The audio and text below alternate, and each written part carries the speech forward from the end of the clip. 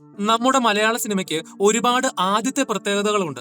ഉദാഹരണത്തിന് ഇന്ത്യയിലെ ആദ്യത്തെ 3D സിനിമ, ആദ്യത്തെ 70mm, ആദ്യത്തെ സിനിമാസ്കോപ്പ്, സാക്ഷാൽ സ്റ്റാർ വാർ വരെ ഷൂട്ട് ചെയ്ത ടുണീഷ്യയിൽ പോയി ഷൂട്ട് ചെയ്ത ആദ്യ ഇന്ത്യൻ സിനിമ എന്നുള്ള പ്രത്യേകതകൾ വേറെ. എന്നാൽ ഇതൊക്കെ ഏത് കൊച്ചുകുട്ടികൾക്ക് അറിയാവുന്ന കാര്യങ്ങളാണ്. എന്നാൽ നമുക്കധികം അറിയാത്തതും നമ്മളധികം ശ്രദ്ധിക്കാതെ പോയിട്ടുള്ളതുമായ മലയാള സിനിമയിലെ ചില ആദ്യത്തെ രസകരമായ സംഭവങ്ങളെ കുറിച്ചാണ് പറയാൻ പോകുന്നത്. അത്തരത്തിൽ മലയാള സിനിമയിലെ ചില ആദ്യത്തെ സംഭവങ്ങൾ ഏതൊക്കെയാണെന്ന് നമുക്ക് നോക്കാം.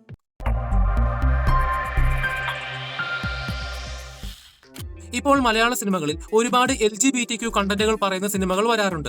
പ്രത്യേകിച്ചും ഗേ ക്യാരക്ടറുകൾ. കാതലിലെ മമ്മൂട്ടിയും മുംബൈ പോലീസിലെ പൃഥ്വിരാജും മൂത്തോനിലെ നിവിൻ പോളി തുടങ്ങിയ ഒരുപാട് നടന്മാർ ഗേ കഥാപാത്രങ്ങളായി സിനിമയിൽ അഭിനയിച്ചിട്ടുണ്ട്. എന്നാൽ നിങ്ങൾ എപ്പോഴെങ്കിലും ചിന്തിച്ചിട്ടുണ്ടോ ആരാണ് മലയാള സിനിമയിലെ ആദ്യത്തെ ഗേ കഥാപാത്രമായി അഭിനയിച്ചതെന്ന്? ഒരുപക്ഷെ നിങ്ങൾക്ക് സ്വപ്നത്തിൽ പോലും ചിന്തിക്കാൻ കഴിയാത്ത വ്യക്തിയാണ് ആ ഒരു നടൻ. അത് മറ്റാരുമല്ല, നമ്മളെ ഒരുപാട് ചിരിപ്പിച്ച സാക്ഷാൽ കുതിരവട്ടം പപ്പുവാണ്. ഇത് കേട്ടപ്പോൾ നിങ്ങൾക്ക് വിശ്വസിക്കാൻ ഒരല്പം ബുദ്ധിമുട്ട് തോന്നുന്നുണ്ടല്ലേ? അതെ, സംഭവം ശരിയാണ്. എന്നാൽ ഇന്നത്തെ പോലെ 100% ഡയറക്റ്റ് ആയിട്ടല്ല അദ്ദേഹത്തെ ഗേ കഥാപാത്രമായി സിനിമയിൽ കാണിച്ചിരിക്കുന്നത്. 1982 പുറത്തിറങ്ങിയ സിനിമയാണ് ഇന്നല്ലെങ്കിൽ നാളെ. ഈ സിനിമ സംവിധാനം ചെയ്തിരിക്കുന്നത് IV ശശിയാണ്. സിനിമയുടെ തിരക്കഥ എഴുതിയിരിക്കുന്നത് T ദാമോദരനും. സിനിമയിലെ മമ്മൂട്ടിയുടെ കഥാപാത്രത്തിന്റെ അനുജത്തിയുടെ ഭർത്താവാണ് കുതിരവട്ടം പപ്പു. എന്നാൽ സിനിമയിൽ കുതിരവട്ടം പപ്പുവിന് ഭാര്യയോട് പ്രത്യേക താല്പര്യമൊന്നുമില്ലെന്ന് പല സീനുകളിൽ കാണിക്കുന്നുണ്ട്. അതുമാത്രമല്ല, ഭാര്യയോട് കള്ളം പറഞ്ഞിട്ട് കുതിരവട്ടം പപ്പു പലപ്പോഴായി ഒരു ചെറുപ്പക്കാരന്റെ കൂടെ സമയം ചെലവഴിക്കുന്നതായും സിനിമയിൽ കാണിക്കുന്നുണ്ട്. എന്നാൽ അതൊക്കെ ഒരു വശപ്പശകായിട്ടാണ് സിനിമയിൽ കാണാൻ കഴിയുന്നത്. ഒരവസരത്തിൽ മമ്മൂട്ടി കുതിരവട്ടം പപ്പുവിനെ കാണാൻ വരുമ്പോൾ ആരും കാണാതെ കുതിരവട്ടം പപ്പു ആ ഒരു ചെറുപ്പക്കാരന്റെ കൂടെ സൈക്കിളിൽ കയറി പോകുന്നതും സിനിമയിൽ കാണിക്കുന്നുണ്ട്.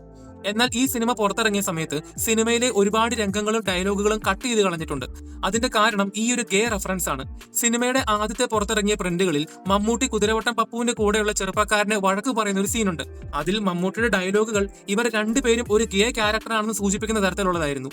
അതോടൊപ്പം സിനിമയുടെ ക്ലൈമാക്സ് ഭാഗത്തായി ഇവരുടെ രണ്ടുപേരുടെയും ഒരുപാട് പോർഷൻസ് കട്ട് ചെയ്ത് മാറ്റിയിരുന്നു. ഇനി ഈ സിനിമ ഇറങ്ങിയ കാലഘട്ടം ഒന്ന് ശ്രദ്ധിക്കുക. 1982 ആ കാലത്ത് T ദാമോദരൻ ഇങ്ങനൊരു വിഷയം സിനിമയിൽ ഉൾപ്പെടുത്തിയതിന് കൈയടി കൊടുക്കേണ്ട ഒന്ന് തന്നെയാണ്. പിന്നെ IV ശശി ഇത്തരത്തിലുള്ള വെറൈറ്റി കണ്ടന്റുകൾ ചെയ്യാൻ ഇഷ്ടപ്പെടുന്ന വ്യക്തിയാണെന്ന് അദ്ദേഹത്തിന്റെ പല സിനിമകളും സൂചിപ്പിക്കുന്നുണ്ട്. അങ്ങനെ മലയാള സിനിമയിലെ ആദ്യത്തെ ഗേ റെഫറൻസ് ഉള്ള കഥാപാത്രം കുതിരവട്ടം പപ്പുവിന്റേതാണെന്ന് നിങ്ങൾക്കറിയാമായിരുന്നെങ്കിൽ അതൊന്ന് കമന്റ് ബോക്സിൽ രേഖപ്പെടുത്തുക. ഇപ്പോൾ ഇന്ത്യ മുഴുവൻ മാർക്കോ തരംഗമാണല്ലോ. ഇന്ത്യയിലെ ഏറ്റവും വലിയ വയലൻസ് ഉള്ള സിനിമ ഒരു മലയാള സിനിമയാണെന്ന് ആളുകൾ പറയുമ്പോൾ അത് മലയാള സിനിമയുടെ ഒരു വിജയം തന്നെയാണ്. എന്നാൽ നിങ്ങൾ എപ്പോഴെങ്കിലും ചിന്തിച്ചിട്ടുണ്ടോ ഏതാണ് മലയാള സിനിമയിലെ ആദ്യത്തെ വയലൻസ് കാണിച്ച് ഷൂട്ട് ചെയ്ത സിനിമ എന്ന്? അത് 24 വർഷങ്ങൾക്ക് മുൻപ് പുറത്തിറങ്ങിയ മമ്മൂട്ടി സിനിമയായ രാക്ഷസ രാജാവാണ്. വിശ്വസിക്കാൻ പറ്റുന്നില്ല അല്ലേ? ഈ സിനിമ പുറത്തിറങ്ങിയത് 2001 അതിനു മുൻപ് ഒരിക്കലും ഒരു മലയാള സിനിമയിലും കാണിക്കാത്ത വയലൻസ് ആണ് വിനയൻ രാക്ഷസ രാജാവിലൂടെ കാണിച്ചത്. സിനിമയിലെ കൊച്ചിൻ ഹനീഫയുടെ വീട്ടിലെ കൂട്ടക്കൊലപാതകം മാത്രം നോക്കിയാൽ മതി ആ ഒരു വയലൻസിന്റെ എഫക്ട് മനസ്സിലാക്കാൻ. കഴിഞ്ഞ വീഡിയോയിൽ പറഞ്ഞ പോലെ 2001 ആലുവ കൂട്ടക്കൊലയുടെ റെഫറൻസ് ആണ് ആ സിനിമയിൽ കാണിച്ചത്.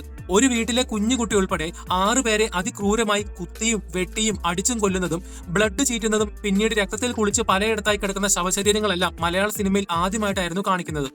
ആ ഒരു വയലൻസ് കാണിക്കുന്നതിന് വേണ്ടി മാത്രം ആർട്ട് ഡിപ്പാർട്ട്മെന്റ് ഒരുപാട് കഷ്ടപ്പെട്ടിട്ടുണ്ട്. അങ്ങനെ രാക്ഷസ രാജാവാണ് വയലൻസ് എന്താണെന്ന് മലയാള സിനിമയിൽ കാണിച്ചു തുടങ്ങിയതും ഇപ്പോൾ മാർക്കോ പാനിന്ത്യൻ ലെവലിൽ കാണിച്ചുകൊണ്ടിരിക്കുന്നതും. ഇപ്പോൾ പല ഇൻഡസ്ട്രികളിൽ കാണുന്ന ഒരു ട്രെൻഡാണ് സിനിമകൾക്ക് സീക്വലും പ്രീക്വലും ഉണ്ടാക്കുക എന്നുള്ളത്. എന്നാൽ നമ്മുടെ മലയാള സിനിമയിൽ 1950 കാലഘട്ടങ്ങളിൽ ഈ സീക്വൽ പ്രീക്വൽ സിനിമകൾ സംഭവിച്ചിട്ടുണ്ട്. അതിന് തുടക്കം കുറിച്ചത് സംവിധായകനായ P സുബ്രഹ്മണ്യമാണ്. അതായത് നമ്മുടെ ഹൃദയം സിനിമയുടെ നിർമ്മാതാവിന്റെ മുത്തച്ഛൻ. 1959 സുബ്രഹ്മണ്യം സംവിധാനം ചെയ്ത സിനിമയായിരുന്നു ആന വളർത്തിയ വാനമ്പാടി. ഈ സിനിമ മലയാളത്തിലും തമിഴിലുമായിട്ടാണ് റിലീസ് ചെയ്തിട്ടുണ്ടായിരുന്നത്. എന്നാൽ പിന്നീട് 12 വർഷങ്ങൾക്ക് ശേഷം 1971 സുബ്രഹ്മണ്യം തന്നെ സംവിധാനം ചെയ്ത സിനിമയായിരുന്നു ആന വളർത്തിയ വാനമ്പാടിയുടെ മകൻ.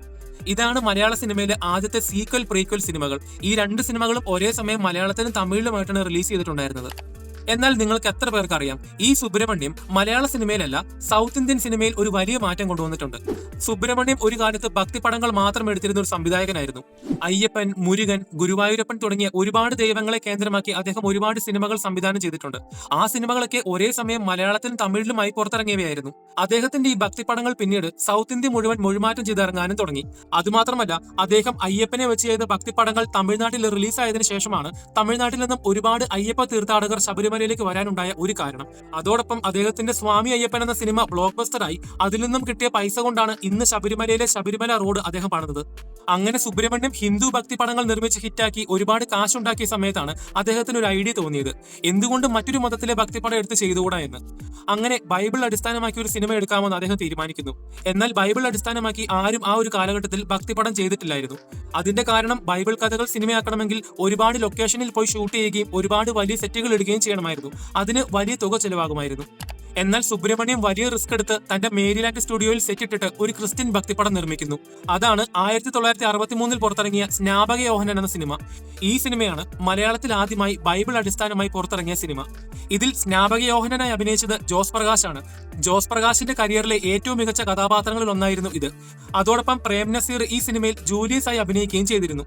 പിന്നീട് ഈ സിനിമ മലയാളത്തിലും തമിഴിലും പുറത്തിറങ്ങി ഹിറ്റടിച്ച് ഒരുപാട് കളക്ഷൻ നേടുകയും ചെയ്തിരുന്നു. അങ്ങനെ സുബ്രഹ്മണ്യം ആദ്യമായി മലയാളത്തിൽ ബൈബിൾ അടിസ്ഥാനമാക്കി ഒരു സിനിമ ചെയ്തതിനു ശേഷമാണ് പല ആളുകളും പിന്നീട് ഇത്തരം സിനിമകൾ മലയാളത്തിൽ ചെയ്യാൻ ആരംഭിച്ചത്. നവോദയ സ്റ്റുഡിയോ ഇന്ത്യയിലെ വലിയ വലിയ ആർട്ടിസ്റ്റുകളെ വെച്ച് ഇന്ത്യക്ക് പുറത്തുപോയി ഷൂട്ട് ചെയ്ത് ഒരു ബൈബിൾ ബേസ്ഡ് സിനിമ ഉണ്ടാക്കാൻ കാരണം 1963 സുബ്രഹ്മണ്യം ചെയ്ത സ്നാപക യോഹന്നാൻ എന്ന മലയാളത്തിലെ ആദ്യത്തെ ബൈബിൾ ബേസ്ഡ് സിനിമ കാരണമാണ്. ഇതുപോലെ തന്നെ മലയാള സിനിമയിലെ ആദ്യത്തെ ഒരു വെറൈറ്റി സംഭവമാണ് പറയാൻ പോകുന്നത്. ഇന്ത്യൻ സിനിമയിലെ ഏറ്റവും ഡിസ്റ്റർബിംഗ് ആയിട്ടുള്ള ഒരു ബലാത്സംഗ സീൻ ഉള്ളത് ഒരു മലയാള സിനിമയിലായിരുന്നു എന്ന് പറഞ്ഞാൽ നിങ്ങൾ എത്ര പേർ വിശ്വസിക്കും? 2006 മേജർ രവി മോഹൻലാൽ സിനിമയായിരുന്നു കീർത്തി ചക്ര. കശ്മീരിൽ നടന്ന യഥാർത്ഥ സംഭവത്തെ ആസ്പദമാക്കിയിട്ടുള്ളതാണ് ഈ സിനിമ. സിനിമയുടെ ക്ലൈമാക്സ് ഭാഗത്തായി ഒരു തീവ്രവാദി ഒരു പെൺകുട്ടിയെ വളരെ ക്രൂരമായി ബലാത്സംഗം ചെയ്യുന്നതായി കാണിക്കുന്നുണ്ട്. ഒരു യഥാർത്ഥ സംഭവം ആയതുകൊണ്ട് വളരെ റിയലിസ്റ്റിക് ആയിട്ടാണ് മേജർ രവി ആ ഒരു സീൻ എടുത്തത്. എന്നാൽ ഈ സിനിമ സെൻസർ ചെയ്യുന്ന സമയത്ത് ആ ബലാത്സംഗ സീനിലെ നല്ലൊരു ശതമാനം ഭാഗങ്ങളും കട്ട് ചെയ്ത് കളഞ്ഞിരുന്നു. അതിന് സെൻസർ ബോർഡ് കൊടുത്തൊരു ഉത്തരമാണ് ഇന്ത്യൻ സിനിമയിലെ ഏറ്റവും ഡിസ്റ്റർബിംഗ് ആയിട്ടുള്ള ബലാത്സംഗ സീനാണ് അതെന്ന്. ഇതിനു മുൻപ് ഇത്രയ്ക്കും ഡിസ്റ്റർബിംഗ് ആയിട്ടുള്ള ഒരു രംഗം ഒരു സിനിമയിലും അവർ കണ്ടിട്ടില്ല എന്നാണ് സെൻസർ ബോർഡ് അന്ന് പറഞ്ഞത്. സെൻസർ ബോർഡ് കട്ട് ചെയ്ത ഭാഗമാണ് നമ്മൾ കണ്ടതെങ്കിൽ പോലും ആ സീൻ കാണുമ്പോൾ ഇന്നും നമുക്ക് ഭയങ്കര ഡിസ്റ്റർബിംഗ് ആണ്. അപ്പോൾ പിന്നെ സെൻസർ ചെയ്ത സമയത്ത് എന്തായിരിക്കും എന്ന് നമുക്ക് ഊഹിക്കാവുന്നതേ ഉള്ളൂ. മലയാള സിനിമയിലെ മറ്റൊരു രസകരമായ സംഭവമാണ് സിനിമയിൽ ഉപയോഗിക്കുന്ന തോക്ക്. മലയാള സിനിമയിൽ ആദ്യമായി AK-47 കാണിച്ച സിനിമയാണ് FIR. AK-47 എന്താണെന്ന് കേട്ടിട്ടുണ്ടെങ്കിൽ പോലും ആദ്യമായി ഇതെന്താണെന്ന് ഒരു മലയാള സിനിമയിൽ കാണുന്നത് ഷാജി കൈലാസിന്റെ FIR-ലാണ്. FIR എന്ന സിനിമയ്ക്ക് ശേഷമാണ് പിന്നീട് മലയാള സിനിമയിൽ ഒരു AK-47 എന്താണെന്ന് പ്രോപ്പറായി കാണിച്ചു തുടങ്ങുന്നത്. എന്നാൽ ആ സിനിമയിൽ ഒരു ചെറിയ മിസ്റ്റേക്ക് ഉണ്ട്. അതായത് AK-47 ഫുൾ ഫോം കൃത്യമായിട്ടല്ല അവർ ആ സിനിമയിൽ പറയുന്നത്. 1947 സോവിയറ്റ് യൂണിയനിലെ ആർമി ടാങ്ക് മെക്കാനിക്കായ മിഖായിൽ കലാഷ്നിക്കാവോ ഉണ്ടാക്കിയ ഷോൾഡർ വെപ്പണാണ് AK-47. AK-47 എന്നാൽ ഓട്ടോമാറ്റിക് കലാഷ്നിക്കാവോ എന്നാണ്. എന്നാൽ FIR-ൽ പറയുന്നത് ആന്റൺ കലൻസ്കോവ് 47 എന്നാണ്. AK-47 Anton കലൻസ്കോവ് 47. അതിന്റെ കാരണം വളരെ സിമ്പിൾ ആണ്. അതായത് ഈ സിനിമ പുറത്തിറങ്ങുന്നത് 1999 കാലഘട്ടത്തിലാണ്. അന്ന് ഏതെങ്കിലും ഒരു കാര്യത്തെക്കുറിച്ച് റിസർച്ച് ചെയ്യാൻ പുസ്തകങ്ങൾ മാത്രമേ ഉണ്ടായിരുന്നുള്ളൂ. അന്ന് പബ്ലിഷ് ചെയ്ത പുസ്തകങ്ങളിലെ ആ ഒരു വാക്കിന്റെ ഒരു അച്ചടിപ്പിഴവാണ് FIR-ൽ തെറ്റായ രീതിയിൽ AK-47 ഫുൾ ഫോം പറയാനുണ്ടായ കാരണം. ഇനി പറയാൻ പോകുന്നത് മലയാള സിനിമയിലെ കളർ പടത്തെക്കുറിച്ചാണ്. നമുക്കറിയാം മലയാള സിനിമയിലെ ആദ്യത്തെ കളർ സിനിമയാണ് 1961 കണ്ടം വെച്ചകോട്ട്. മലയാള സിനിമയുടെ ചരിത്രത്തിൽ ബ്ലാക്ക് ആൻഡ് വൈറ്റും കളർ പടങ്ങൾ മാത്രമേ അന്ന് ഉണ്ടായിരുന്നുള്ളൂ. എന്നാൽ ഒരു സിനിമയിൽ ബ്ലാക്ക് ആൻഡ് വൈറ്റും കളറും കൂടി ഒരുമിച്ച് മിക്സ് ചെയ്ത് ഇറങ്ങിയിട്ടുണ്ട്. മലയാളത്തിലെ ആദ്യത്തെ കളർ പടം ഇറങ്ങിയിട്ട് 11 വർഷങ്ങൾക്ക് ശേഷം 1972 പുറത്തിറങ്ങിയ പ്രേം നസീർ സിനിമയാണ് പോസ്റ്റ്മാനെ കാണുവാനില്ല. ഇതൊരു ബ്ലാക്ക് ആൻഡ് വൈറ്റ് സിനിമയാണ്. എന്നാൽ ഈ സിനിമയിലെ ഒരു 10 മിനിറ്റ് ഗാനവും അതിന്റെ കൂടെയുള്ള ചെറിയ സീനുകളും കളറാണ്. ഇങ്ങനെ ഒരു വിചിത്രമായ സംഭവം ആദ്യമായി മലയാള സിനിമയിൽ സംഭവിച്ചത് പോസ്റ്റ്മാനെ കാണുവാനില്ല എന്ന ഈ ഒരു സിനിമയിലായിരുന്നു. മറ്റൊരു മലയാള സിനിമയാണ് റോസി. 1965 പുറത്തിറങ്ങിയ റോസിയാണ് മലയാള സിനിമയിൽ ആദ്യമായി മുഴുവനുമായി ഔട്ട്ഡോറിൽ ഷൂട്ട് ചെയ്ത സിനിമ. കാരണം ആ ഒരു കാലഘട്ടത്തിൽ സിനിമകൾ ബഹുഭൂരിപക്ഷം സ്റ്റുഡിയോയിലായിരുന്നു ഷൂട്ട് ചെയ്തിട്ടുണ്ടായിരുന്നത്. പുറത്തുപോയി ഷൂട്ട് ചെയ്യുക എന്നുള്ളത് വെല്ലുവിളി നിറഞ്ഞൊരു കാര്യമായിരുന്നു. അങ്ങനെ PN മേനോൻ സംവിധാനം ചെയ്ത 1965 റോസിയാണ് മലയാള സിനിമയിൽ ആദ്യമായി ഈ ഒരു മാറ്റം കൊണ്ടുവന്നത്. ഈ സിനിമയിൽ അഭിനയിച്ചിരിക്കുന്നത് പ്രേം നസീറും കവിയൂർ പൊന്നമ്മയുമാണ്. ഈ സിനിമ നിർമ്മിച്ചത് മണിസ്വാമിയാണ്. റോസി എന്ന ഈ ഒരു സിനിമയുടെ ഷൂട്ടിംഗ് സമയത്താണ് കവിയൂർ പൊന്നമ്മ മണിസ്വാമിയുമായി പ്രണയത്തിലാവുകയും 1969 അവർ വിവാഹം കഴിക്കുകയും ചെയ്യുന്നത്. ഇപ്പോൾ സിനിമകളിൽ കാണുന്ന ഒരു പൊതുവായ സംഭവമാണ് റീമേക്കുകൾ. എന്നാൽ നിങ്ങൾ എപ്പോഴെങ്കിലും ചിന്തിച്ചിട്ടുണ്ടോ ഏതാണ് മലയാള സിനിമയിലെ ആദ്യത്തെ റീമേക്ക് സിനിമ എന്ന്? ഒരു മലയാള സിനിമ മറ്റൊരു ഭാഷയിലേക്ക് റീമേക്ക് ചെയ്ത് പോകുന്നത് 1952 1952 പ്രേം നസീർ അഭിനയിച്ച അച്ഛൻ എന്ന സിനിമ 1953 തന്തെ എന്ന പേരിൽ തമിഴിലേക്ക് റീമേക്ക് ചെയ്ത് പോയിരുന്നു.